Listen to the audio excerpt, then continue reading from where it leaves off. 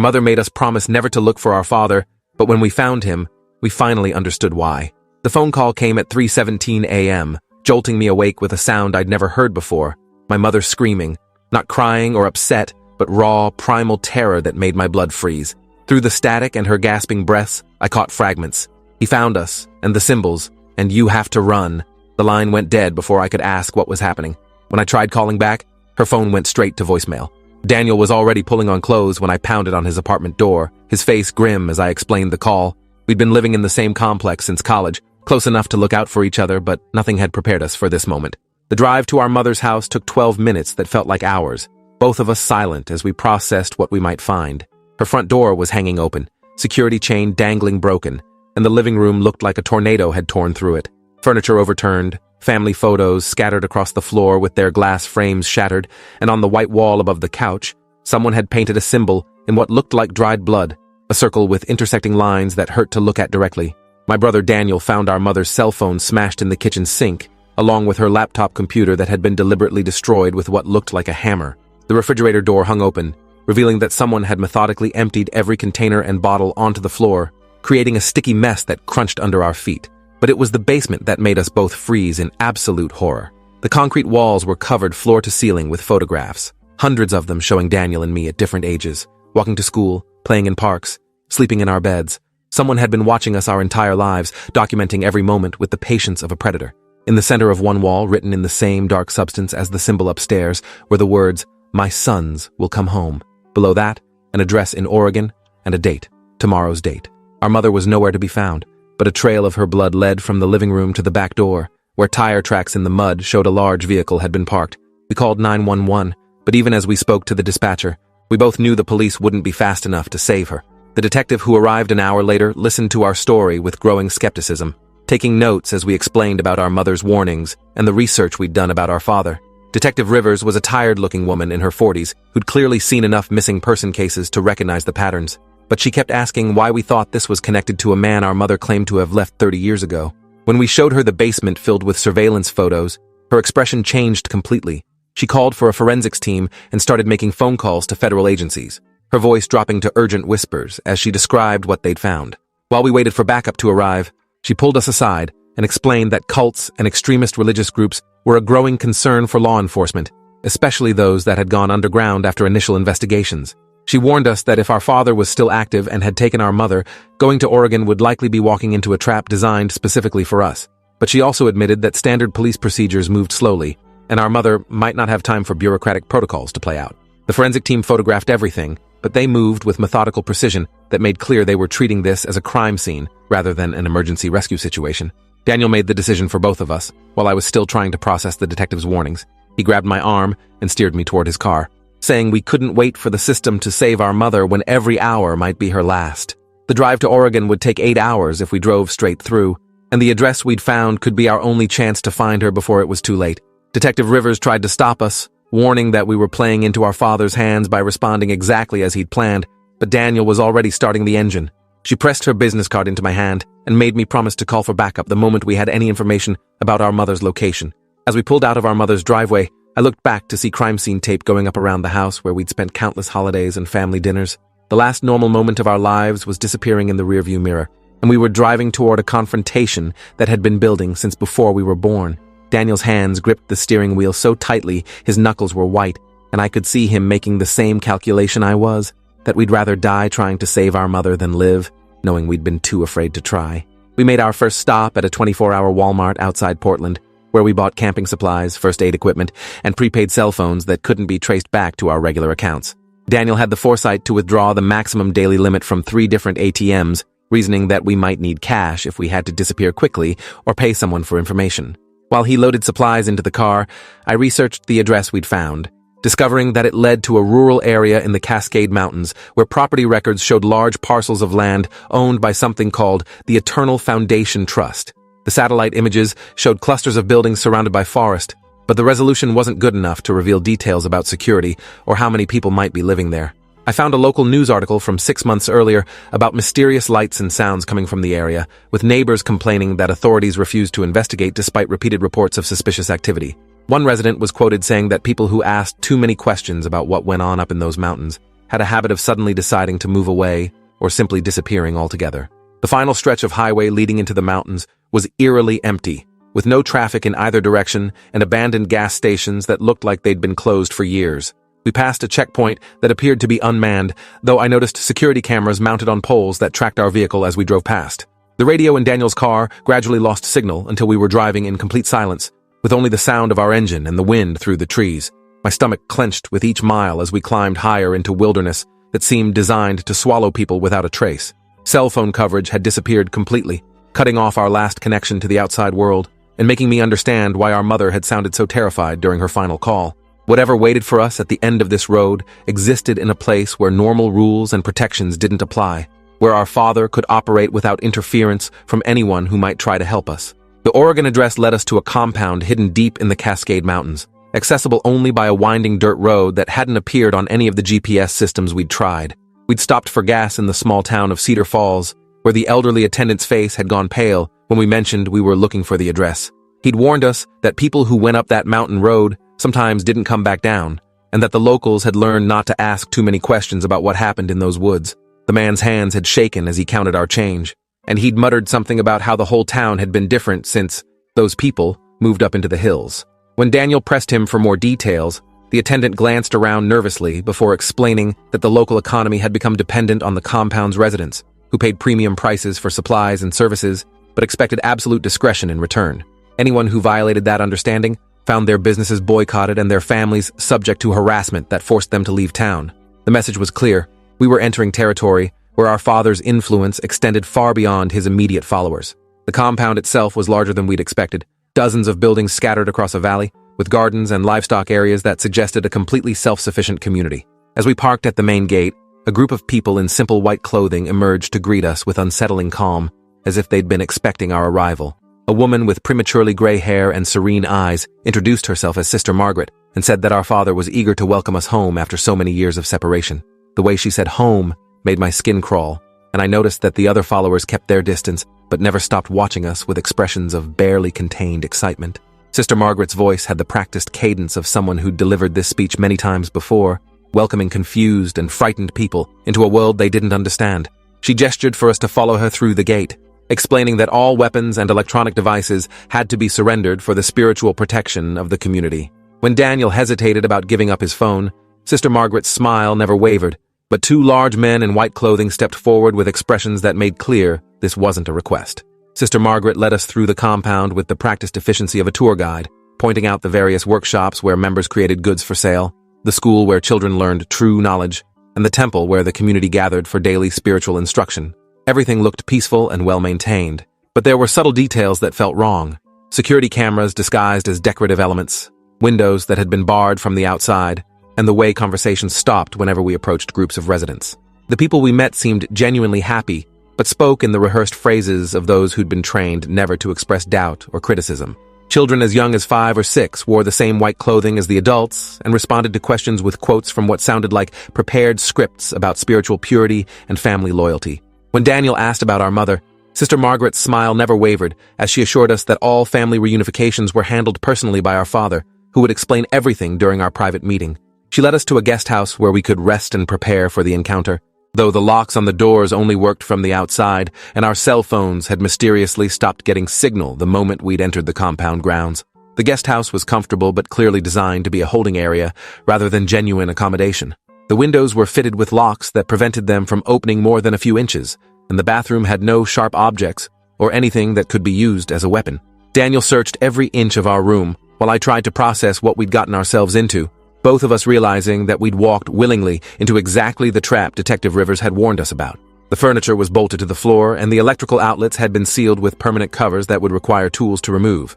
A bookshelf held dozens of volumes about spiritual awakening and divine truth, all authored by someone named Samuel Thornfield, with photographs on the covers showing the same man whose image we'd found in the newspaper clippings. The books described a philosophy that mixed Christianity with New Age concepts and apocalyptic prophecies, creating a belief system that justified absolute obedience to Samuel's authority as the only path to salvation. Reading those pages made me understand how our mother had been drawn into something that had seemed benevolent before revealing its true nature. That evening, Sister Margaret returned with 2 sets of white clothing, identical to what all the residents wore. explaining that our father preferred meetings to take place in an atmosphere of spiritual purity. She mentioned that our mother was resting comfortably in the medical facility after her difficult journey, but that we wouldn't be able to see her until after we'd spoken with our father and demonstrated our commitment to the community's values. The implication was clear. Our mother's welfare depended on our cooperation, and any attempt to resist or escape would have consequences for all three of us. Sister Margaret also brought dinner on a tray, simple food that tasted slightly bitter in a way that made me wonder if it had been drugged with something to make us more compliant. Daniel managed to palm some of the bread without eating it, and we later tested it on a spider we found in the corner of our room. The spider's movements became sluggish within minutes, confirming our suspicions that the Fellowship was using chemical methods to supplement their psychological manipulation techniques. We forced ourselves to stay awake through the night, taking turns keeping watch while the other dozed fitfully, afraid that sleep would leave us vulnerable to whatever Samuel had planned for our morning meeting. The temple where we met our father the next morning was an imposing structure built from local stone and timber, with stained glass windows that cast colored light across rows of wooden benches. Samuel Thornfield sat at the front of the room on what could only be described as a throne, carved from a single piece of dark wood and decorated with the same disturbing symbols we'd seen painted in our mother's house. He was older than in the newspaper photographs, his dark hair now streaked with silver, but his eyes held the same intense magnetism that had drawn followers to him decades earlier. When he spoke, his voice filled the space with practiced authority, welcoming us as his beloved sons, who had finally answered the call to return to their true family. He explained that our mother's departure had been necessary for our protection during our formative years, but that the time had come for us to take our rightful places as heirs to his spiritual mission. The way he talked about our lives as if they'd been orchestrated from birth made me understand why our mother had been so desperate to keep us hidden from him. Samuel's presence was genuinely compelling, and I could feel myself wanting to believe his words despite knowing rationally that he was a dangerous manipulator. Samuel's explanation of why he'd brought us home grew more disturbing as he continued speaking, describing a divine vision that had revealed our roles in the final phase of his spiritual work. According to his beliefs, the world was approaching a moment of cosmic transformation that would separate the enlightened from the damned, and our bloodline carried special significance in that process. He claimed that children born to spiritual leaders possessed enhanced abilities to communicate with divine forces, making us essential components in the rituals that would usher in a new age of human consciousness. Daniel and I exchanged glances as Samuel described ceremonies that sounded like nothing more than elaborate psychological manipulation designed to maintain his control over vulnerable people. But what truly chilled me was the realization that Samuel genuinely believed every word he was saying. This wasn't cynical exploitation, but the delusions of a man who'd convinced himself that his desire for power was actually divine will. When I asked about our mother's condition and when we could see her, Samuel's benevolent expression hardened for just a moment before he explained that family attachments were obstacles to spiritual growth that needed to be carefully managed through proper guidance. The tour of the compound that Samuel personally conducted revealed the true scope of his operation and the sophisticated methods he used to maintain absolute control over his followers. The residential areas were divided by family status and spiritual rank, with newer members living in dormitory-style buildings, while Samuel's inner circle enjoyed private homes closer to the temple. Children over the age of 7 were separated from their parents and housed in special education facilities where they received intensive instruction in the Fellowship's beliefs and practices. Samuel explained that traditional family structures created conflicting loyalties that interfered with pure devotion to the spiritual community, so children were raised collectively by specially trained caregivers who could provide proper guidance. We passed workshops where members produced crafts and agricultural products that were sold in nearby towns, generating income that supported the compound's operations while giving followers a sense of purpose and accomplishment. The medical facility where our mother was supposedly recovering was heavily secured and off-limits to visitors, with armed guards who Samuel claimed were necessary to protect patients from the negative energy of the outside world. When Daniel pressed for more details about our mother's condition, Samuel's tone became subtly threatening as he suggested that doubt and questions were signs of spiritual contamination that required immediate treatment. The evening meal in the compound's central dining hall provided our first real opportunity to observe the Fellowship's social dynamics and understand how Samuel maintained control over so many people.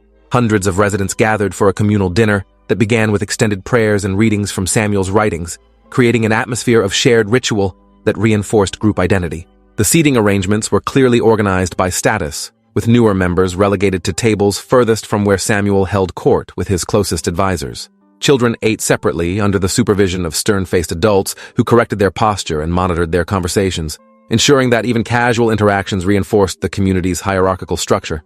Several times during the meal, individual members stood to confess doubts or mistakes they'd made, receiving public correction that combined humiliation with promises of forgiveness for those who demonstrated proper repentance. I noticed that many of the adults showed signs of chronic stress, weight loss, nervous tics, and the hollow-eyed appearance of people who'd been systematically deprived of sleep or privacy. When a young woman at our table mentioned missing her parents, Sister Margaret quickly steered the conversation toward how the fellowship provided better guidance than biological family members who lacked spiritual understanding. That night in our locked guest house, Daniel and I finally admitted to each other that we'd made a catastrophic mistake by coming to Oregon. The compound wasn't just a religious community, it was a sophisticated prison where Samuel used manipulation, isolation, and psychological abuse to maintain absolute control over hundreds of victims. Our mother hadn't been rescued. She'd been kidnapped and was being held as leverage to ensure our compliance with whatever Samuel had planned for us. The Fellowship of Eternal Light had never disbanded after the FBI investigation. It had simply moved deeper underground and become more careful about avoiding official scrutiny. As we tried to formulate an escape plan, we heard voices outside our window discussing security schedules and patrol routes, confirming that we were being watched constantly by guards who were prepared for the possibility that we might try to run. Our cell phones remained dead, and we realized that even if we could get past the guards, we had no way to call for help or navigate the mountain roads in the dark. The compound's isolation was complete, designed to make escape seem impossible, and submission the only rational choice for anyone who valued their survival. The next morning brought the revelation that would change everything we thought we understood about Samuel's motivations and our mother's past. Sister Margaret arrived with breakfast and casually mentioned that we'd be participating in a special ceremony that evening to formally welcome us into the fellowship's inner circle. She explained that our father had been preparing for this moment since our birth, and that the other community members were excited to witness the completion of a prophecy that had guided their spiritual work for nearly 3 decades. When Daniel asked what the ceremony involved, Sister Margaret's serene expression flickered with something that looked like pity before she explained that spiritual transformation required the willing sacrifice of old identities and attachments. She mentioned that our mother had undergone a similar process when she'd first joined the fellowship years ago, though she'd been too spiritually immature at the time to fully embrace the experience. The implication that our mother was about to be subjected to some kind of ritual abuse made both of us desperate to find her before Samuel's plans could be carried out. Sister Margaret also revealed that other families had been reunified through similar ceremonies over the years, with children who'd been taken from the compound as infants returning as adults to claim their spiritual inheritance. Our escape attempt that afternoon was both more and less successful than we'd hoped. Daniel managed to pick the lock on our guest house door using techniques he'd learned from YouTube videos, and we were able to slip out during a shift change when the guards were distracted. The compound was larger and more complex than we'd realized during our guided tour, with hidden tunnels and secondary buildings that weren't visible from the main pathways. We discovered an entire underground network of chambers and storage areas that suggested the Fellowship had been preparing for some kind of siege or extended isolation from the outside world. Stockpiled food, weapons, and medical supplies filled room after room, along with communications equipment that looked sophisticated enough to monitor law enforcement frequencies. We found the medical facility after 20 minutes of careful searching, but the security was too tight for us to get inside without raising alarms that would alert the entire community. Through a window, we caught a glimpse of our mother lying motionless on a hospital bed, connected to IV tubes and surrounded by monitoring equipment that suggested she'd been heavily sedated or worse. Instead of attempting an immediate rescue that would likely fail, we focused on finding a way to communicate with the outside world, eventually locating a maintenance building that housed the compound's communication equipment. Daniel managed to send a brief emergency message to Detective Rivers using the facility's internet connection, providing our GPS coordinates and requesting immediate law enforcement intervention. But our success was short-lived. We were captured by guards who'd been tracking our movements through the compound's extensive surveillance network and brought before Samuel for what he called a teaching moment about the consequences of disobedience. Samuel's reaction revealed the depth of his narcissistic rage and the sophisticated monitoring systems he used to maintain control over every aspect of life in the compound. He'd been watching our escape attempt through hidden cameras from the moment we left our guest house, treating our desperate search for our mother as entertainment that proved his superiority over those who dared to challenge his authority. Rather than punishing us immediately, he announced that our behavior had demonstrated the corruption of our souls by outside influences, making it necessary to accelerate the purification process that would transform us into worthy successors to his spiritual mission. The guards who'd captured us were members of his inner circle who'd undergone years of conditioning to view Samuel's commands as divine law, making them willing participants in whatever violence he deemed necessary to maintain order. Samuel's reaction to our escape attempt revealed the full extent of his narcissistic rage and the lengths he would go to maintain control over people he considered his property. Rather than punishing us directly, he had our mother brought to the temple, where she was forced to kneel before his throne, while he explained how our actions had demonstrated that we were still contaminated by the selfish thinking of the outside world. Our mother looked terrible, thin, bruised, and wearing the blank expression of someone who'd been systematically broken through psychological torture. Her arms bore fresh needle marks that suggested she'd been kept compliant through forced medication, and she flinched whenever Samuel's voice rose above a whisper. Samuel announced that her suffering would continue until we proved our commitment to the fellowship by participating willingly in the evening ceremony, which he now revealed would involve permanent ritual scarification that would mark us as his spiritual successors.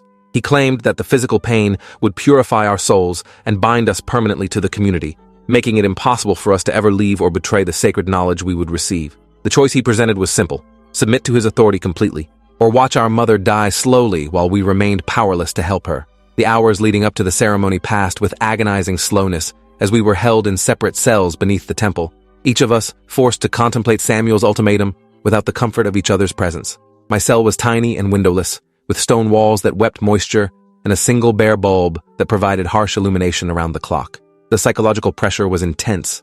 Every few hours, one of Samuel's lieutenants would visit to describe in detail what would happen to our mother if we continued to resist, alternating threats with promises of the privileges we'd enjoy as members of the inner circle. They showed me photographs of previous ceremonies where young adults had been marked with symbols that covered their arms and faces, permanently identifying them as Samuel's property while supposedly connecting them to divine power. The scarification process looked excruciating, involving heated metal brands that would leave raised scars and intricate patterns across our skin.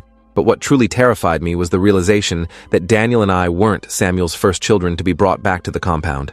Other families had gone through similar reunification processes over the years, with parents used as leverage to ensure their adult children's compliance with rituals that transformed them into unquestioning servants of Samuel's will. The ceremony began at sunset in the temple's main hall, with the entire fellowship community gathered to witness what Samuel proclaimed would be the fulfillment of divine prophecy. Daniel and I were dressed in ceremonial robes and positioned at the front of the room, surrounded by Samuel's most devoted followers who chanted in a language that sounded ancient but was probably invented specifically for these rituals. The atmosphere was electric with anticipation and fear, as community members who'd never seen such a ceremony watched with fascination and horror at what was about to unfold. Samuel stood behind an altar covered with symbols and instruments that looked designed for torture rather than spiritual enlightenment, explaining to the assembled crowd that our willing participation would demonstrate the power of true faith over worldly attachments. Our mother was brought in wearing chains, her role in the ceremony apparently to serve as a witness to our transformation and a reminder of what would happen if we resisted. As Samuel began describing the specific mutilations that would be performed on us, I realized that this wasn't just psychological manipulation. He genuinely intended to physically mark us as his property in ways that would be visible for the rest of our lives. The crowd's excitement grew with each detail he revealed, their faces showing the glazed enthusiasm of people who'd been conditioned to view suffering as sacred when it served their leaders' purposes. The sound of helicopters approaching the compound interrupted Samuel's ceremonial preparations, and we could see the panic spreading through the fellowship as armed law enforcement officers surrounded the buildings. Detective Rivers had apparently taken our emergency message seriously enough to organize a multi-agency raid that included FBI agents specializing in cult deprogramming and hostage situations. Samuel's reaction was immediate and terrifying. He grabbed a ceremonial knife from the altar and held it to our mother's throat, screaming at his followers to barricade the doors and prepare for a siege that would prove their faith was stronger than government persecution.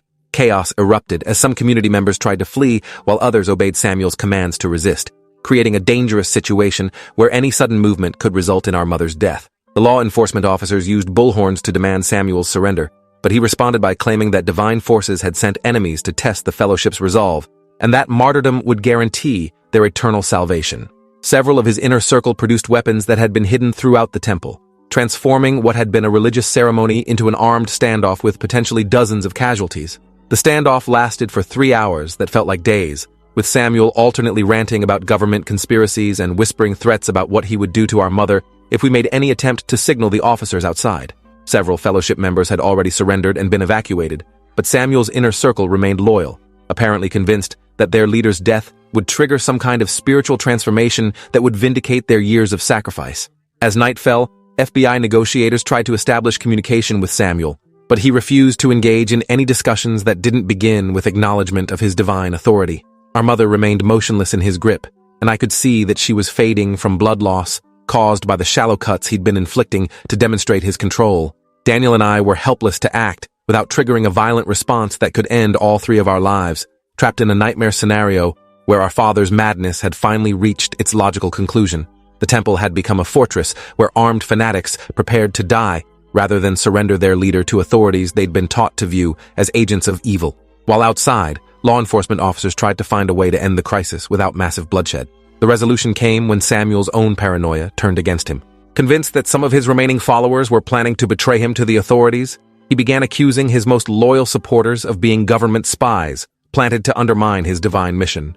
Sister Margaret tried to reassure him of her devotion, but Samuel's grip on reality had completely snapped, and he turned the ceremonial knife on her instead of our mother.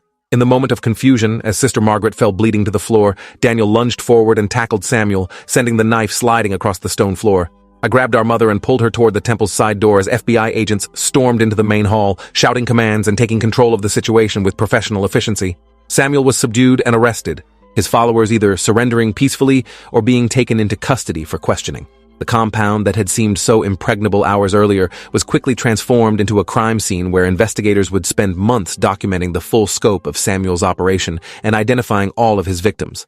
As we were escorted to safety, I could see fires burning in some of the compound buildings, set by fanatics who preferred to destroy evidence rather than let authorities discover the full extent of the Fellowship's criminal activities. The aftermath of our rescue involved weeks of debriefing sessions, medical examinations, and legal proceedings as authorities worked to understand the full extent of the Fellowship's criminal activities. Our mother required extensive physical and psychological treatment to recover from her captivity, but she was finally able to tell her complete story without fear of retribution. The compound investigation revealed that Samuel had been operating similar communities in 3 different states, moving operations whenever law enforcement attention grew too intense.